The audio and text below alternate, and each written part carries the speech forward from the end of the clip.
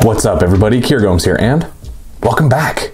So today's gonna be a good one.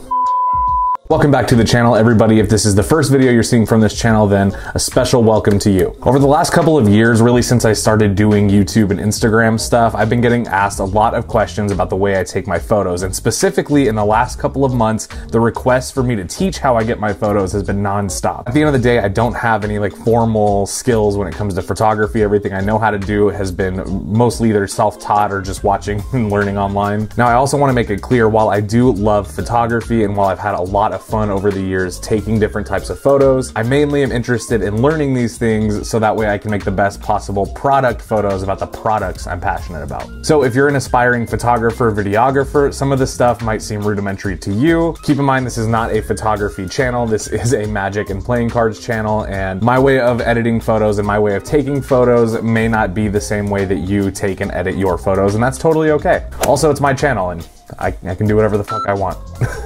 Saucy today. All right, now what inspired this video was actually a package that I received in the mail. So I'm also gonna be doing an unboxing for you guys. So if you wanna know what's in this box and you wanna get some tips and tricks on how to get the most out of your product photos, make sure you drop a like on this video and subscribe if you haven't already. All right, everybody, without further ado, let's roll that intro and get you guys on your way.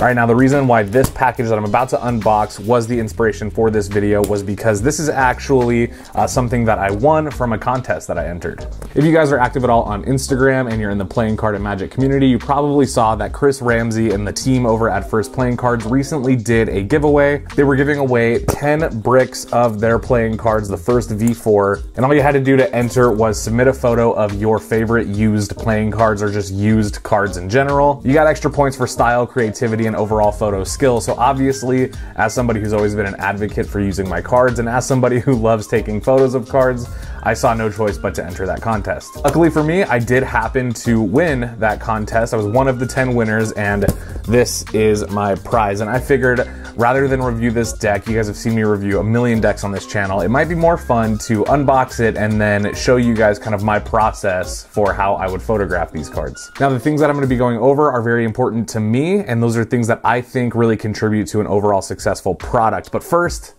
let's get into this.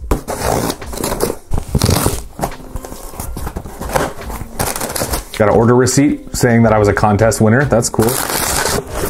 All right, now I'll be honest with you guys, I already have the first V4. I have both colors, the red and the black, but I was really excited about the brick box because I don't have the brick box. There it is, First Playing Cards, one brick. I think it's half of the red ones and half of the black ones. Yeah, it is. All right, so inside of that package was one brick. It was 6 of the black first V4 and 6 of the white first V4. By white, I guess it's red. It's a white box, but the cards are red. So first of all, thank you to Chris Ramsay and the people over at First Playing Cards for selecting my photo to win that contest. Honestly, I would have entered it either way and I would have been stoked for whoever won, but I am stoked that I won. And it also was nice because it gave me some inspiration to do something a little bit different on this channel, and honestly, you can never have too much of that. What I'm gonna be doing is adding these bad boys to the giveaway brick. So as of right now, what we have in there is the Gemini All-Stars deck, the new Gemini. We got the Riffle, Shuffle, Scratch and Win deck, and then I'm gonna be adding one red first deck and one black first deck. So we're up to 4 decks in the brick, 8 more, and I will be picking a winner as soon as I get to 10,000 subs on this channel. So make sure you guys are subscribed if you wanna win. All right, so let's go ahead and get into the, I guess, tutorial. I guess this is really like a tutorial. What I'm really gonna be doing is breaking down 3 things that I find are most important when taking good product photos. These are the things that either from advice here and there that I've picked up or just from experience and practicing different things, I found to be the most useful. Right now, a specific type of photo that you guys have requested is the product photos that I've taken where it looks like the cards are either floating in my hands, above my hands, or in midair. Photos that basically look like this. So I'm gonna be breaking down the 3 things that I think are most important for taking this style of photo, and then I'm gonna kind of walk you guys through my process of editing these photos. Obviously, for today's video, we are gonna be using the first playing cards as our photo subject. Oh, and I am so excited. So let's make these cards float. All right, now the first thing that you want to keep in mind for photos is be realistic. So what type of equipment are you using and what type of image can you capture with the equipment you have? Now you guys might be surprised to hear this, but up until last year, pretty much everything I filmed or photographed for Instagram or YouTube was done on my iPhone 11 Pro Max. That is this phone right here. I just got a new pop socket, check this out. It's basically my motto for life. Now before this, I was using the iPhone 7 Plus, so I have been using iPhone to photograph and take my videos pretty much the entire time I've been doing YouTube and Instagram up until I recently decided to get serious, learn a little something about how to use camera equipment and upgrade. Now for today's tutorial, I am gonna be shooting on the Canon instead of my Sony, but the other thing to consider when you're taking photos, especially if you're using a DSLR, is what type of lens you're gonna use. The lens is equally as important as the equipment itself, and it's gonna determine the overall look of your photo. For example, in the photo that we're gonna be taking today, I'm tempted to use this lens. This is the Viltrox 85mm f1.8. What that means for those of you that are card people and not camera people like me, this lens will get nice and close up. It's a compressed lens, so because it's 85mm and has an f1.8 aperture, what that means is that you're gonna get a nice bokeh in the background. So you're gonna get that nice, blurry, creamy, just buttery, smooth background. That's really something that I like to use for my Instagram, for my thumbnails, because for product photography specifically, you really wanna be focused in on the subject itself. If I'm holding the cards here and everything behind the cards is out of focus, that really forces you to focus on the product itself. That is super important to get across in video and in photo, depending on the type of product you're shooting. Now, if you're doing this with your smartphone, if you have an iPhone, I would recommend shooting in portrait mode because it is gonna give you that blurrier background. It is gonna look a little bit nicer. It's a little touchy, but ultimately you can get away with it. If you're shooting on like a Samsung, I think they do have aperture mode, so I would recommend something, again, very similar to that. All right, so now that we've got the equipment, the most important thing to me anyway is lighting. Lighting is super important. Now, this is something that I wish I had learned way earlier into making videos and taking photos. For example, right now I have a diffused light on me. I have my LED softbox bouncing off of the wall onto my face, so that way there's no weird shadows. I don't look like I'm lit horribly. I'm not underlit or overlit. But to kind of show you, this is what it would look like if I didn't have that light. And now that I have it, things look a lot different. But having light is only half the battle. Knowing where to put the light and how to use the light to cast certain shadows or accentuate certain things in the foreground or background while still keeping focus on the subject. All of that has to do with light, and it's more than just opening up your window. Having that light in the background, having the tree kind of backlit with blue, and then having the wall and everything near it done in pink is really gonna allow for that background to be nice and colorful, but it's not gonna be distracting from the subject, which is just gonna be a white deck of cards. So using light, color, knowing what kind of equipment you have, these are all important things. But the next thing is props. Now, any product photographer will tell you if you're photographing a product, you don't always just want to have the product itself in the photo. Sometimes you want to have items that are related to the product or that create a certain mood or tell a certain story or even just create a certain vibe. For example, in the photo that we're going to be doing today, I have a huge box of props that I use for pretty much all my photos. I'm just going to be pulling out things that I think are going to look good with this kind of setup, right? So with the colors, with the white table here, with the tree. I also have a wood coffee table surface here that we could be using. So all kinds of options, but this deck being more of a space theme, I do want to keep the pink and blue in there. I think that would look really good. But also I think that does still carry into the space theme of the first playing cards, kind of an anti-gravity look. So that way we can still get the theme of the cards captured without having to compromise the look of the photo that I want. Okay, so planning the shot is also super important. So now we've got all the elements we need. We've got lights figured out, we've got the equipment, we've got the props in place, but now what we want to do is make sure that we know what type of photo we want. So like I said, I plan on taking a photo where you can see my table and the decks look like they're kind of floating off of the table. I like it when they look like they're floating in random directions or kind of tilted on an angle. It looks a little bit more like they're falling or being shot up as opposed to just hovering. Now, in order for us to take this specific type of image, we actually have to take 3 different photos. So the first thing that I do is create the set. I make the overall look of the image look the way that I want. That's not gonna include the cards. That's gonna be everything except for the cards. So for example, some of the props that I used were some of these card vials. I also used a ring, a wooden hand, this multicolored cube that I got from JP Games, shout out JP Games, and this little wooden mannequin that I may or may not use. I just think it looks cool to kind of add a non-human person into the shot. So you're gonna mess around, you're gonna tweak things, you're gonna put a little in the foreground, right? You're gonna put maybe a few things front and kind of off to the sides, so that way your subject can just be peeking through it. And in the foreground, it's gonna be nice and blurry. As well, we wanna pay attention to what is in the background, or at least behind and in front of the cards. So everything around it needs to have a place. I don't want this image to feel like a mess, but I also don't want it to feel sterile. I don't want it to feel like the only thing in the shot is the cards. So you're gonna play around, and once you've got the set kind of done and ready to go, first image you're gonna take is just a regular image of your set in the angle that you want. That's gonna be your base image. If you're not into cameras and photography, ultimately just set up your set, take the photo that is at the right angle that you want it to be at without the cards. So we just have a clean blank slate. Now I should also mention, if you're doing this on a DSLR, if you're doing this on a professional camera, I would recommend doing this with manual focus. Set the focus where you want it to be. Set it to where you think you want the cards to be floating. That way you can have that blur in the background, that blur in the foreground, everything where you want it is gonna be nice and in focus. So I went ahead and did that. I took a couple of shots, and my favorite one looked like this.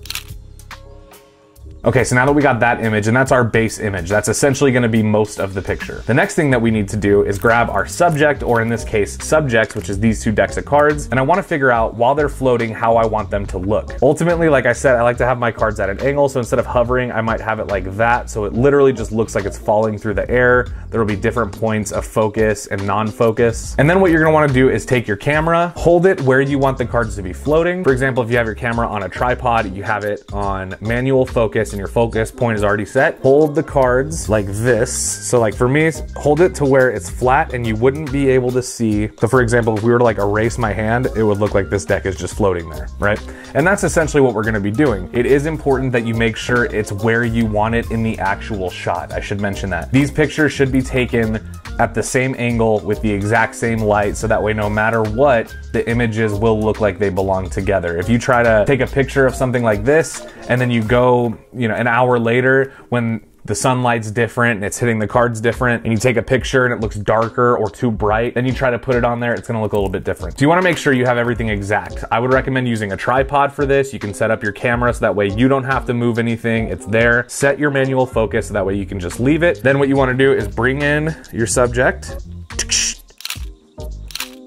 Ultimately, take as many photos as you need of the cards at whatever angle until you're satisfied. So now we've got 3 photos. We've got the base photo that we're gonna be using. We've got a picture of the red deck that's kind of just floating. And then we've got a similar but different picture of the black deck also floating. Once you're happy with the 3 shots that you have, now you're gonna go ahead and go into Photoshop. Now you could do this with other softwares, I'm sure of it, but the one that I use is Photoshop, so that's what I'm gonna be showing you. Okay, so once you have your 3 photos, you're in Photoshop, the first thing you're gonna do is take one of your photos that you want to make float. Okay, so you're gonna take that photo, upload it into Photoshop. Before you edit the colors, the brightness, before you edit the contrast, the exposure, the shadows, before you do anything, remember that your background is actually gonna be that base photo. So I would recommend, at least when I do this in my workflow, I don't edit any of the photos. I leave everything straight out of camera first. But I've uploaded the picture, like for example, we're using the picture of the red deck. I uploaded it into Photoshop, and then I'm using the lasso tool. Now there's all kinds of ways you can mask stuff out in Photoshop, but the way that I do it and what I think works the best for me, and what I've seen the best success with in terms of not pulling my hair out in frustration, is I'll take a picture, and as long as I have a clean picture like I do here, I'll just grab my lasso tool and literally zoom in and just cut out around the box. Now doing this takes time. Sometimes you gotta zoom way in, sometimes you gotta zoom out, take a break and see if there's another little paper speck that you have to cover, but you wanna make sure that this looks exact. Even if the lighting is off by this much, or even if the focus is off by this much, or if the deck is too big when you put it on there, it's gonna look fake. Trust me, I've uploaded my share of poorly photoshopped photos. This takes practice. But you're gonna cut it out, you're gonna go ahead at that point and remove the rest of the background from that photo. So basically the entire background plus my hand have been stripped away, and we're left with just this picture of the deck. I'm gonna go ahead and save this as as a PNG. And then what I'm gonna do is I'm gonna go ahead and bring my base photo into Photoshop now, and I'm not gonna edit anything. I'm gonna take that PNG that I just made of the red deck and I'm gonna drag it into Photoshop. And as you can see, it comes out looking a little bit too big. Like the cutout that I did obviously did not directly match the photo, but we're gonna do the best we can. All right, so you can see it looks a little bit too big. So I just made it a little bit smaller. You just work with it, position it where you want it. Now it's also really important to make sure that whatever shadows or whatever lighting source, you know, for example, in this photo, the lighting source is coming in from the right. Make sure that the angle of your deck matches where that light is coming from. Again, these things all have to look like there was never two pictures to begin with. It has to look like they happen in the same photo. There's kind of this uniformity that has to happen. But once you've got it kind of where you want it and you're happy with it, then you're gonna go ahead and do the same thing, but with the next deck. So now I'm gonna do this same thing with the black first playing cards. And to do this one a little bit quicker, I'm just gonna kind of run through it.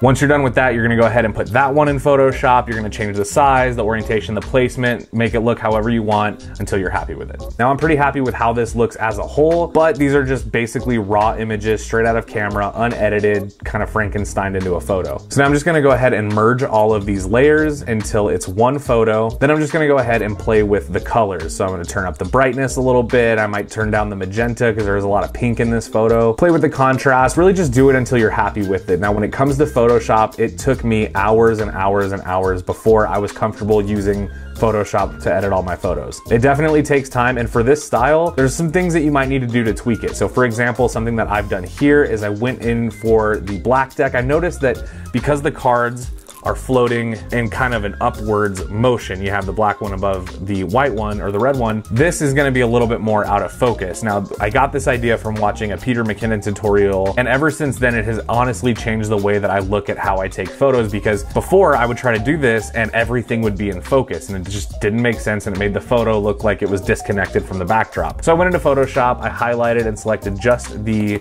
layer with the black deck, and I went into filters and added a little bit of field blur to make it look like it's just out of the range of focus, because it's also at an angle. It's not like this, it's like this, where this is gonna be in focus and maybe that's gonna be a little bit blurrier. Those things are super critical to keep in mind, because if this photo looks unrealistic, then it's gonna take whoever's looking at it right out of the photo. It's very difficult to get over. It's just like being in a movie with bad special effects. All right, so you're gonna keep messing with it until you're happy, and once you've done that, again, I just messed around a little bit with the colors, turned up the brightness a little bit, contrast. Those are things that I'm not gonna teach you. However, once you're done, you're left with something that looks like this. Now, if we were to take that and compare how long it took, I would say that this took me about 1 hour to pick the props, set up the lights, take the photo, edit the photos, finish everything and get it Instagram ready. It took me about 1 hour. That's really not a lot of investment if you're somebody that enjoys taking photos, especially if you're somebody that enjoys taking product photos or specifically photos of playing cards. Taking that extra time to add a little something to the background or add a little something to the foreground or angle the deck ever so slightly to make it a little bit more interesting or a little bit less flat. Those little things really make all the difference. And for these floating shots, making it look realistic, you have to keep all those little characteristics in mind. Now, I promise you guys, you are gonna start doing this, and at first it's not gonna look great. If it does, post it and tag me in it, because I want to see that stuff. I was actually having a conversation with my buddy Matt. Some of you guys might know him, 52 and Tuck. Matt is one of my favorite playing card photographers ever. I mean, in terms of product photography, there's not a product I would not let that guy photograph. He's amazing. Now, we kind of had a joke about his photography style, because his is very him. It's very unique to him, and you can tell when somebody rips him off. And same thing for me. I have a very similar problem. I have a photo style that looks like my photo style. And so I was hesitant to do this because at first I didn't want to see a bunch of cookie cutter copies of my photos. But then I realized I think that for me, the way that I learned how to do this was not with playing cards and had nothing to do with the aesthetic. I learned the technique and I applied it to my existing style. So I guess my final tip for especially a bold shot like this is make it your own. Just find a way to make it your style, to put you into it. You guys definitely should be thinking about how you can apply this technique to your own style. I would encourage you guys to be original. Don't just copy my photos, find a way to make these photos your own. And of course, anytime you upload those photos to your Instagram, make sure you tag me at Gomes, because I definitely want to see them. All right, guys, that will get you started. That's gonna get you started in the world of product photography. Now, Now, as somebody who does product photography for a living, let me tell you one thing, you just gotta do it. You gotta keep doing it. Eventually, yes, you're gonna run into roadblocks. There's gonna be things you don't know how to do. You're gonna go through dry spells where your photos aren't looking as sexy as they once were. Then you're gonna learn a new skill like this one, and you're gonna find this resurgence of energy. You're gonna find this resurgence of inspiration, and you're gonna get out there and you're gonna take the best pictures you've ever taken. So thank you guys so much for watching this video. I know it was a little bit different, but I did want to include some unboxing, some playing card related stuff while we talk about other stuff. I will be adding these now to the giveaway brick. So like I said, we have the Gemini All-Star deck, we got the Riffle Shuffle Scratch and Win, and now we have a black and red first V4 edition being added. 8 more decks added to that brick before I pick a winner to give it away. I will be announcing a winner when I get to 10,000 subs on this channel. So if you guys want to win a brick of brand new sealed and sexy playing cards, get me to 10K, baby. Also, for my people returning to the channel, what did you think of this type of video, and would you like to see more videos like this? I know that we're all here because we love Magic and we love playing cards and cardistry, but a lot of us also love photos, a lot of us love making videos, and those are things that through the years I have picked up quite a bit of knowledge on. So let me know down in the comments if you like this type of video. The best way to let me know that you liked it, of course, is to drop a like. The more likes this video gets, the more I know that I should make more videos just like it. Thank you guys again for watching this video. My name is Kier, and with all that being said, I hope you all have just the most wonderful rest of your day. I know I will. And I'll see you guys in the next one. Bye! And every moment counts, baby, I don't wanna miss a thing. We can sleep under the stars, we can sleep under the stars, or hang out in hotel bars, driving somewhere in your car. We can sleep under the stars, we can sleep under the stars.